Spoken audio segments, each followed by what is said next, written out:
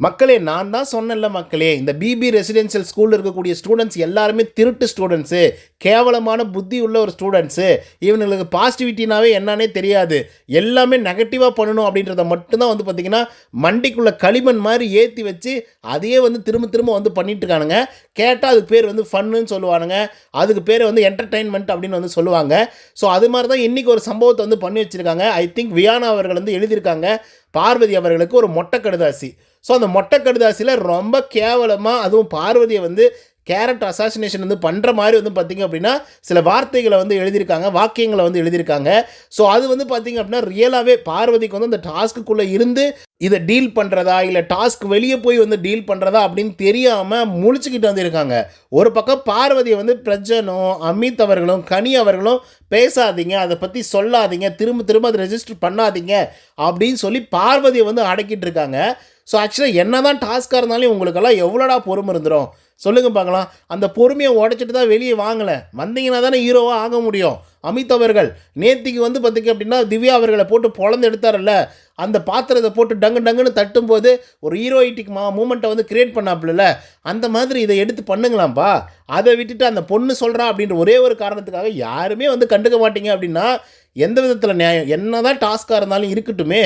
சரி மக்களே, அப்படி என்னதான் பார்வதிக்கு வந்து நடந்துச்சு, அந்த லெட்டரில் என்னதான் வந்துச்சு, அமித் அவர்களுக்கும் பார்வதிக்கும் என்ன பிரச்சனை, பார்வதி எப்படி ரியாக்ஷன்ஸ் கொடுத்தாங்க அப்படிங்கிறத பற்றிலாம் இந்த வீடியோவில் முழுசாக வந்து பார்க்கலாம். ஸோ இந்த வீடியோக்கு போகிறதுக்கு முன்னாடி நம்மளோட சேனலை சப்ஸ்கிரைப் பண்ணாதாங்க சப்ஸ்கிரைப் பண்ணி வச்சுக்கோங்க. பக்கத்தில் ஒரு பெல் ஐக்கான் இருக்கும், அதையும் ப்ரெஸ் பண்ணி ஹாலில் போட்டுக்கோங்க. அப்போ தான் நாங்கள் அப்டேட் பண்ணுற ஒவ்வொரு வருஷமும் உங்களுக்கு நோட்டிஃபிகேஷனாக வந்து சேரும். அதுதாண்டி இந்த வீடியோவுக்கு குறைஞ்சபட்சம் ஒரு 1000 லைக்கான எதிர்பார்க்குறோம். ஸோ லைக்கை போடுங்க, வீடியோ பாருங்கள். வாங்க இந்த வீடியோக்குள்ள வந்து போகலாம்.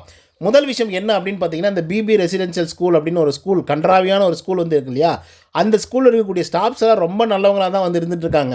ஆனால் ஸ்டூடெண்ட்ஸ் தான் இருக்கிறதுலே கேவலமாக வந்து இருந்துகிட்ருக்காங்க. ஸோ அவங்களுக்காக எதுவுமே பண்ணக்கூடாது, நீங்கள் ரொம்ப ஜோவியலாக தான் வந்து ட்ரீட் பண்ணணும் அப்படின்னு சொல்லிட்டு பிக் பாஸ் அவர்கள் வந்து சொன்னதுனால எல்லாரும் பல்ல கடிச்சிட்டு வந்து இருக்காங்க.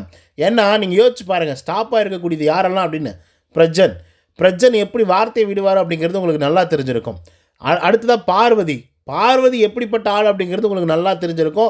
ஆரம்ப காலகட்டத்திலேருந்து அவங்க சின்ன ஒரு விஷயத்தை ஊதி ஊதி எப்படி பெருசாக ஆக்குவாங்க அப்படிங்கிறது உங்களுக்கு நல்லா தெரிஞ்சிருக்கும். அடுத்ததாக கனி அவர்கள். ஸோ கனி வந்து தப்பு அப்படின்னு சொல்லி பட்டாக்க அவங்க டக்குன்னு கேள்வி கேட்கக்கூடிய ஒரு ஆள். அடுத்ததாக எப்ஜேவெல்லாம் எப்படி துள்ளுவோம் அப்படிங்கிறது உங்களுக்கு நல்லா தெரிஞ்சிருக்கும்.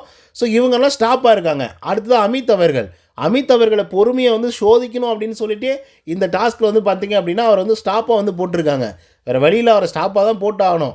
ஓகே, ஸோ இப்படி வந்து இருக்கும் பொழுது ஸ்டூடெண்ட்ஸோட பிஹேவியர் அப்படின்னு சொல்லி ஒன்று இருக்குல்ல, அது ரொம்ப ரொம்ப டூ மச் டாக்ஸிக்காக வந்து இருக்குது. இவனுங்க நீங்கள் ஃபன் பண்ணலாம், என்டர்டெயின் பண்ணலாம் அப்படின்னு சொல்லும்போது என்ன வேணாலும் பண்ணலாம் அப்படின்னு சொல்லி ஒரு ஒரு ஒரு தீமை வந்து பார்த்திங்கன்னா எடுத்து அதை வந்து வாரம் வந்து டெவலப் பண்ணிகிட்டே வந்து வந்துட்டுருக்கானுங்க. லாஸ்ட் வீக்கில் பிரஜன், சாண்ட்ரா, திவ்யாவெல்லாம் வந்து பண்ணாங்க அப்படின்னா இந்த வீக் ஒட்டுமொத்த ஸ்டூடெண்ட்ஸும் வந்து பார்த்திங்க அப்படின்னா பண்ணிகிட்ருக்காங்க அப்படின்னு தான் வந்து சொல்லியே ஆகணும். இது எதுக்காக சொல்கிறோம் அப்படின்னு பார்த்தீங்கன்னா, இன்றைக்கி ஒரு மொட்டை கடுதாசி வந்து பார்த்திங்க அப்படின்னா பார்வதி அவர்களுக்கு வந்து எழுதப்பட்டிருக்கு. இதை பார்க்கும்போது பார்வதிக்கு எப்படி இருக்குது அப்படின்னு பார்த்தா, என்ன வந்து இவ்வளோ கேரக்டர் அசோசியேஷன் வந்து பண்ணி இப்படி வந்து ஒரு லெட்டரை வந்து எழுதியிருக்காங்களே அப்படின்னு சொல்லி மிகப்பெரிய அளவில் ரொம்ப மன வருத்தத்துக்குள்ளே வர பார்த்திங்கன்னா போயிருக்காங்க. ஸோ இதை வந்து பிரஜன் அவர்களை கூப்பிட்டு, சார் வாங்க சார் இங்கே பாருங்கள் சார் என்ன எழுதியிருக்காங்கன்னு பாருங்கள் சார் அப்படின்னு சொல்லி பிரஜனை கூட்டுக்கு வந்து காட்டுறாங்க, கமருதினை கூட்டு காட்டுறாங்க.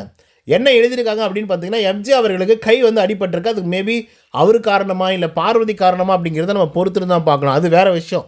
ஓகேவா, அதுக்கு லெட்டர் வந்து எப்படி எழுதப்பட்டிருக்கு அப்படின்னு பார்த்தீங்கன்னா, எம்ஜே அவர்கள் அதாவது குட்டி வார்டனுடைய கையை அடிப்படை வச்சுட்டு அவர்களுக்கு வசமாக அதை வந்து பயன்படுத்திட்டு அமித் அவர்களை கூப்பிட்டுட்டு உள்ளார கிச்சனுக்கு கொண்டு வந்திருக்காங்க அப்படிங்கிற மாதிரி லெட்டர்ஸ் வந்து பார்த்திங்க அப்படின்னா கொஞ்சம் கேவலமாக வந்து எழுதியிருக்காங்க. ஓகே, நான் எக்ஸாக்டாக அந்த வார்த்தைகளை வந்து பயன்படுத்தலை, பட் இருந்தாலும் இதுதான் வந்து கண்டென்ட்டு. ஓகே, ஸோ எம்ஜி அவர்களை வேணும்னே வந்து அடிப்படை வச்சுட்டு அவங்களுக்கு ஏற்ற மாதிரி அவங்களுடைய வசமாக இருக்கக்கூடிய அமித் அவர்களை கிச்சனுக்குள்ளார கொண்டு வரதுக்காக தான் இப்படி பண்ணியிருக்காங்க அப்படின்ற மாதிரி ஒரு லெட்டரை வந்து மொட்டை கழுதியாசியாக எழுதி வச்சுருக்காங்க நம்ம வியானா அவர்கள். ஏன்னா ப்ரோமோ நீங்கள் பார்க்கும்போதே வியானா அவர்களுக்கு தான் டங்குன்னு ஒரு சவுண்ட் வந்து வைக்கிறாங்க, இன்னொரு பக்கம் எப்ஜே அவர்களுக்கு வைக்கிறாங்க. ஸோ எப்ஜே அவர்களை அந்த கிச்சன்லேருந்து வெளியே அனுப்பிச்சிட்டாங்க அப்படின்ற ஒரு காரணத்துக்காக வியானா அவர்கள் அப்படி வந்து எழுதியிருக்கலாம். ஒன்று. ரெண்டாவது, கேரக்டர்லேயே வந்து பார்த்திங்க அப்படின்னா வார்டனுக்கும் அதே போல் நம்ம அமித் அவர்களுக்கும் ஒரு சின்ன ஒரு என்ன சொல்கிறது ஒரு லவ் மூமெண்ட் வந்து இருக்கிற மாதிரியும் கேரக்டர் வந்து ஆர்க் பண்ணியிருக்காங்க. நான் இல்லைன்னுலாம் சொல்ல கிடையாது. அது எல்லாருக்குமே வந்து தெரிஞ்ச ஒரு உண்மை தான். அவங்க 2 பேருக்குள்ளே ஏதோ ஒன்று போகுது அப்படிங்கிற மாதிரி வந்து இருக்கக்கூடிய ஒரு கேரக்டர் தான். ஓகே. ஆனாலும் இந்த லெட்டரை வந்து எப்படி அவங்க அப்படி எழுதலாம்? இப்போ நான் 1000 தடவை என்ன வேணால் விமர்சனங்கள் பண்ணலாம். இதை நான் எப்படினாலும் டிஃபெண்ட் பண்ணி வந்து பேசலாம். ஏப்பா அது ஒரு கேரக்டர் தானே, அந்த கேரக்டருக்காக தானே அவங்க அந்த லெட்டர் வந்து எழுதியிருக்காங்க. இது வந்து சும்மா கடந்துட்டு போகலாமே, சிரிச்சிட்டு போகலாமே. அவங்க கேரக்டராக இல்லைன்னா எப்படி அவங்க எழுதுவா போகிறாங்க? இல்லை நீங்கள் கேரக்டரை விட்டு வெளியே வந்ததுக்கப்புறம், இந்த டாஸ்க்கை விட்டு வெளியே வந்ததுக்கப்புறம் பார்வதிக்கும் அமித்துக்கும் ஏதாவது இருக்க போதா என்ன? அப்படியெல்லாம் ஒன்றும் இல்லைல்ல. ஆனால் இந்த கேரக்டர் வைஸ் வந்து அவங்க எழுதியிருக்காங்க அப்படிங்கிற மாதிரி ஒரு டிஃபென்ஸ் தான் வந்து பார்த்திங்க அப்படின்னா பிரஜன், கனி, எப்ஜே இவங்க எல்லாருமே வைக்கிறாங்க. பட் பார்வதியால் அதை ஏற்றுக்க முடியல. என்ன தான் ஒரு டாஸ்க்காக இருந்தாலையும் இப்படி வந்து ஒரு ரியாக்ஷன்ஸ் வந்து க்ரியேட் பண்ணலாமா, இப்படி ஒரு லெட்டர்ஸை வந்து எழுதலாமா, மொட்டை கடுதாசி வந்து இந்த மாதிரி கேவலமாக எழுதலாமா அப்படின்றது தான் அவங்களுடைய வாதமாக வந்து இருக்குது. இந்த பிரச்சனை ஒரு பெரிய பிரச்சனை உருவாகுது. ஆனாலும் வியானா வந்து பார்த்திங்கன்னா வாயை திறக்காமல் கம்முன்னு வந்து உட்காந்துட்ருக்காங்க. எனக்கு புரியவே இல்லை. எப்பா எத்தனை தடவை நான் சொல்கிறது, ஸ்கூல் அப்படின்னா ஃபன்னு தான், என்டர்டெயின்மெண்ட் தான், இல்லைன்னு நான் சொல்லலை. அதை நீங்கள் இப்படி தான் பண்ணுவீங்க அப்படின்னா இது இதை விட கேவலமாக, இதை விட டாக்ஸிக்காக யாரால் பண்ண முடியும் சொல்லுங்கள் பார்க்கலாம். எல்லாருமே அப்படி தாங்க இருக்காங்க. எல்லாருமே டாக்ஸிக்னா toxic, too much of toxic ஆட்கள் தான் வந்து பார்த்திங்கன்னா இந்த சீசன் 9க்குள்ளே வந்து இருந்துகிட்ருக்கானுங்க. மொட்டை கடுதாசி எழுதுகிற மற்றவங்களுக்கு அது அர்ட் ஆகாத வரைக்கும் பிரச்சனை கிடையாது. அதுதான் முன்னே சொன்னேன். நம்ம என்ன வேணாலும் பேசலாம், விமர்சனம் பண்ணலாம், டிஃபெண்ட் பண்ணலாம். ஆனால் அதுக்கு உரிய ஆட்கள் வந்து எப்படி அவங்க ரியாக்ஷன்ஸ் கொடுக்குறாங்க அப்படிங்கிறது அவங்க கையில் தான் வந்து இருக்குது. அது அவங்கள அஃபெக்ட் பண்ணியிருக்கா, அஃபெக்ட் பண்ணாமல் இருக்கா அப்படிங்கிறத முடிவு பண்ணுறது வந்து அவங்க தான், நம்ம கிடையாது. ஆனால் பார்வதி அஃபெக்ட் ஆகிருக்காங்க. ஸோ அப்போ பார்வதி தான் நம்ம டிஃபெண்ட் பண்ணி பேசி ஆகணும், வேறு வழியே கிடையாது. இப்போது அதை வந்து பேசணும், இதை யாருன்னு கண்டுபிடிக்கணும் அப்படின்னு சொல்லி போயிட்டு சோபாவில் வந்து உட்காந்து பேசிகிட்டு இருக்காங்க கார்டன் ஏரியாவில். அப்போ வந்து பிரஜன் அவர்கள் மறுபடியும் அதை அழுத்தி சொல்லாதமா அப்படின்னு வந்து சொல்லிகிட்டு இருக்காங்க பார்வதி கிட்ட. அமித் அவர்களும் கோவப்பட்டு ஒரு கட்டத்தில் என்ன சொல்கிறாரு அப்படின்னா, அதையே திரும்ப சொல்லாதீங்க அப்படின்றாங்க. ஓகேவா? இப்போது கேரக்டர் அசாசினேஷன் உங்களுக்கு வந்திருந்தா நீங்கள் வந்து அப்படி இருப்பீங்களா சார்? பார்வதிக்கு இல்லை சார் வந்திருக்கு. அப்போ பார்வதி தானே சார் டிஃபெண்ட் பண்ணி பேசி ஆகணும்.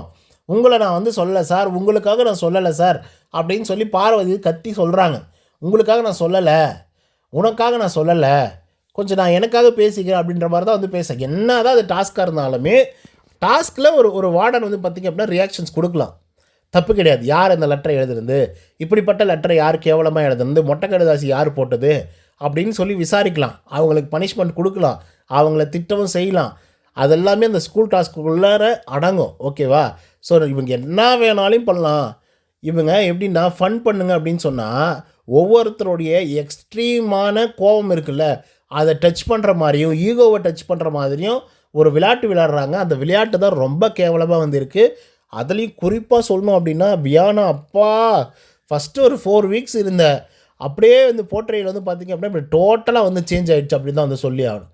என்ன தான் அந்த பொண்ணு வந்து ஓகே க்யூட்டாக வந்து சில விஷயத்தெல்லாம் பண்ணாலும் கூட சில நேரங்களில் செம்ம கடுப்பேற்றுற மாதிரி வந்து ரியாக்ஷன்ஸ் எல்லாம் கொடுத்தாலும் கூட ஓகே தான். சில நேரங்களில் அந்த கேம் அப்படின்னு சொல்லி வரும்போது சில பாயிண்ட்ஸை கரெக்டாக பேசுகிறாங்க, கருத்தை நல்லா பேசுகிறாங்க அப்படிங்கிற மாதிரி தான் வந்து பார்த்திங்க அப்படின்னா நம்ம இத்தனை நாட்கள் வந்து பார்த்துட்டு இருந்தோம் ஃபஸ்ட்டு 4 வீக்ஸு.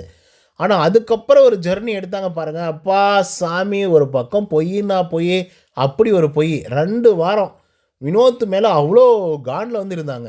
2 வீக்ஸுங்க, எங்கே போனாலும் வினோத்தை பார்த்தா எனக்கு பயமாக இருக்குது, அன்கம்ஃபர்டபுளாக இருக்குது. வினோத்தை பார்த்தா பயமாக இருக்குது, அன்கம்ஃபர்டபுளாக இருக்குது, கெட்ட வார்த்தை பேசியிருக்காரு, இதையே சொல்லிட்டு இருந்தாங்க.